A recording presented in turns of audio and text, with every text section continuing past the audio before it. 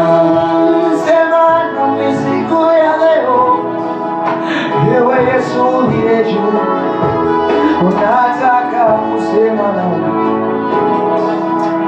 nawe, ewe Bwana.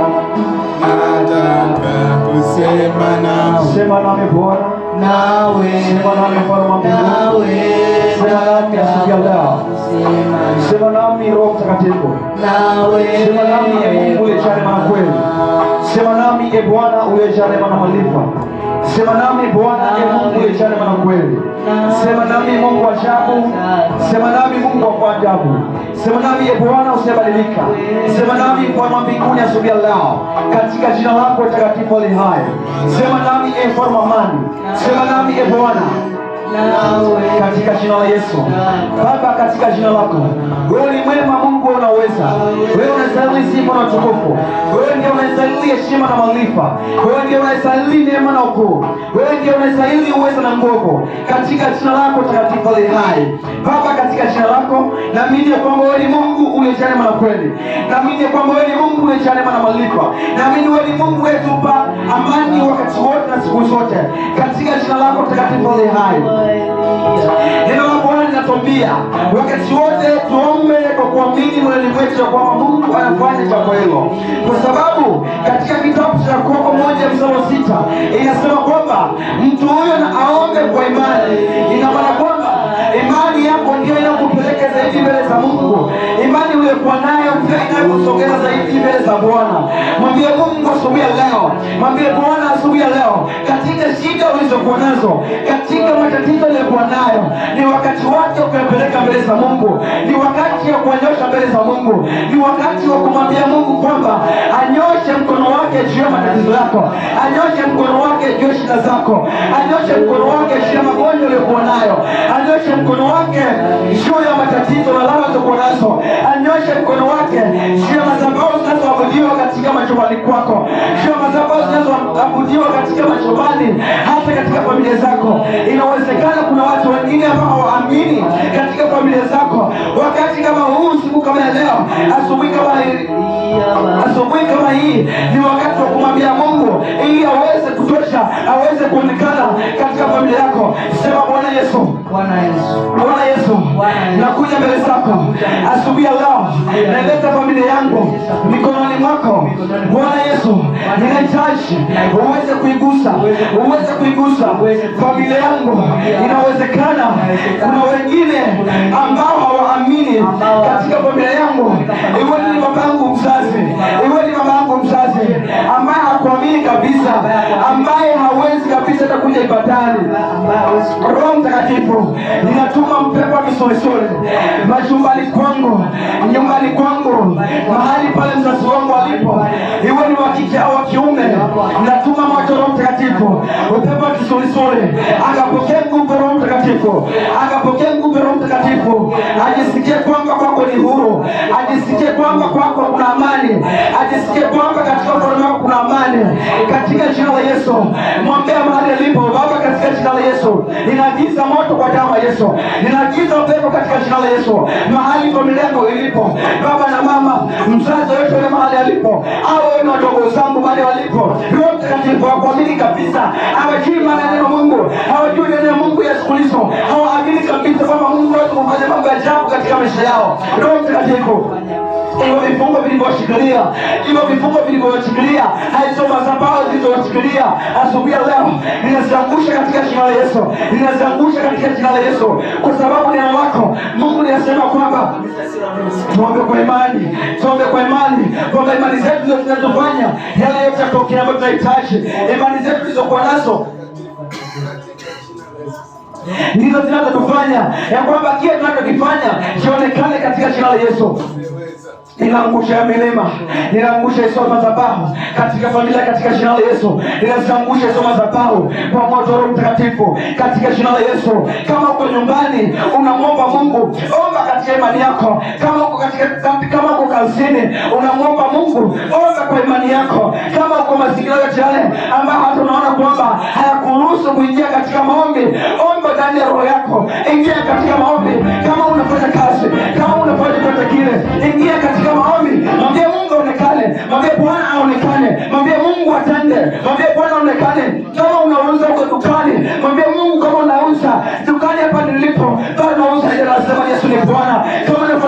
yote ile. Ondoa hata roho ya tumolete inayoingia katika biashara yako. Inawezekana unafanya biashara bado unaona hela haionekani, unashangaa hela zimeenda wapi? Ni kwa sababu bado roho zimeingia katika biashara yako. Mwambie Mungu aonekane. Baba, katika jina la Yesu naifukuza hiyo roho ya tumolete katika biashara yangu, naifukuza katika jina la Yesu. Ninavunja kwa damu ya Yesu hizo madhabahu zote ambazo Bwana zimekuwa zikifanyika, ambazo Bwana zimekuwa zikifanyika dukani kwangu, katika karamu yangu, katika biashara yangu, katika chochote kile ninachofanya. Roho Mtakatifu ninavunja, ninakiangusha kwa damu ya Yesu. Ninaamuru moto wa Roho Mtakatifu ukaweze kuangusha katika jina la Yesu Kristo Nazareti hai. Kila chochote kile kinachojiinua mahali popote pale, kwa damu ya Yesu ninakivunja, ninakiamuru kwa damu ya Yesu kiondoke sasa hivi, ikafutie sasa hivi katika jina la Yesu Kristo Nazareti. Ninaita upatiko pande kuine za dunia katika jina la Yesu. Ninasimama katika hii madhabahu na achilia moto wa Mtakatifu katika vikao na karama, katika vipawa na karama, katika huduma mbalimbali katika kanisa, katika jina la Yesu. Sema Bwana Yesu, Bwana Yesu, inawezekana Roho Mtakatifu katika kanisa hili, katika huduma hii kuna vipawa vilivyoanguka, kuna vipawa ambavyo havijielewi, kuna vipawa ambavyo havijitambui, kuna vipawa ambavyo havijitambui, kuna vipawa ambavyo havijitambui kwamba huu wakati ni wakati wa kuonekana, ni wakati wa kutenda, ni wakati wa kutembea, ni wakati wa kuonekana katika jina la Yesu. Inawezekana kuna vipaji, kuna kalama ambazo umeziingiza ndani ya hii huduma, bado hazitambui kwamba hizi kalama, kwamba wakati huu ni wakati wa kufanya kazi, ni wakati wa kufanya kazi, ni wakati wa kutenda kazi. Inawezekana kuna kalama za kuomba ambazo umeziingiza ndani ya hekalu lako, bado hazijitambui kwamba hizi kalama zinahitaji kuonekana katika madhabahu.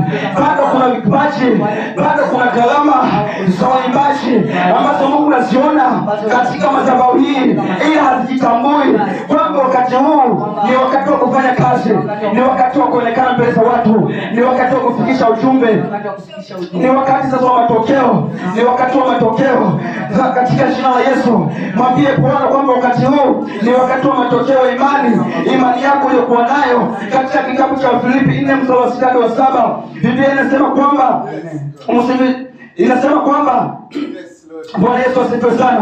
Huu ni wakati wa matokeo. Mwambie tena, huu ni wakati wa matokeo. Huu ni wakati wa matokeo. Unasema kwamba msijisumbue kwa neno lolote, bali katika kila neno kwa kusudi na kuomba pamoja na kushukuru haja zenu na zijulikane. Bwana Yesu asifiwe sana. Huu ni wakati, sio wakati wa kujisumbua, ni wakati wa kumwambia Mungu kwamba onekane, ni wakati wa kumwambia Bwana kwamba atende. Mwambie Bwana atende katika jina la Yesu. Sema Bwana Yesu, ni wakati wako Bwana wa kutenda sasa, sio wakati wa kujisumbua, ni wakati wa matokeo, kwamba vipaji vilivyokuwa navyo, vikalama tulizokuwa nazo ziingie katika matokeo. Ni muda mrefu tumekaa katika neno lako, tulikuwa tunajifunza namna ya kutembea katika neno lako.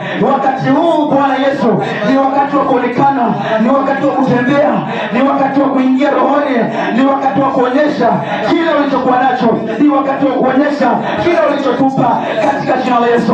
Roho Mtakatifu, ninaunguza Bwana majeshi kila kalama zote ambazo zilizokuwa Bwana majeshi zilizokuwa chini, ambazo hasionekani, ambazo zilikuwa zitambui kwamba wakati huu ni wakati wa kutenda, kwamba wakati huu ni wakati ambazo kalama hizo zinataka zionekane katika jina la Yesu Kristo wa Nazareti hai. Ninatia moto Roho Mtakatifu mahali popote pale ilipo hiyo kalama ambayo ni kalama ya kinabii, kalama ya uinjilisti, kalama ya walimu, kalama ya kuwa mtume, kalama yote ile ya walimu, kalama ya kichungaji katika madhabahu hii, na yaamsha katika jina la Yesu, na yaamsha kwa damu ya Yesu, na yaamsha kwa damu ya Yesu mahali popote pale ilipo. Naita moto Roho Mtakatifu ikapate kuinuka katika jina la Yesu, ikapate kuinuka kwa damu ya Yesu.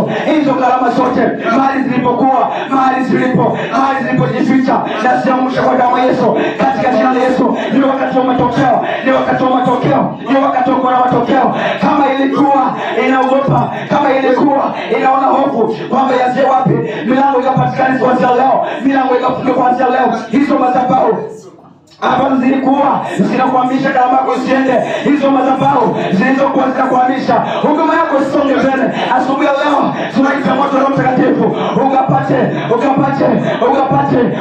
kalama yako, ukapate huduma yako, ukatambue huduma yako, ukatambue kalama yako katika jina la Yesu, ukatambue huduma yako, ukatambue kalama yako, ukatambue kwamba wakati huu ni wakati ambao nahitaji kufikisha ujumbe kwa watu, ni wakati ambao ninahitaji kufikisha kalama yangu mbele za watu. Inawezekana kuna watu wengine ambao hawakuamini kabisa kwamba unaweza kuambia neno la Mungu. Inawezekana kuna watu ambao hawaamini kwamba wewe Mungu anaweza kukutumia kwa ajili ya kuwafikisha neno lako. Mwambie Bwana kwamba asubuhi leo ni wakati ambao unahitaji kuonekana, unahitaji kutembea katika jina la Yesu, katika jina la Yesu, katika jina la Yesu. Wakati huu ni wakati ambao unahitaji kutembea katika neno lako pamoja na Roho Mtakatifu, katika jina la Yesu aliye hai, katika jina la Yesu aliye hai, katika jina la Yesu aliye hai.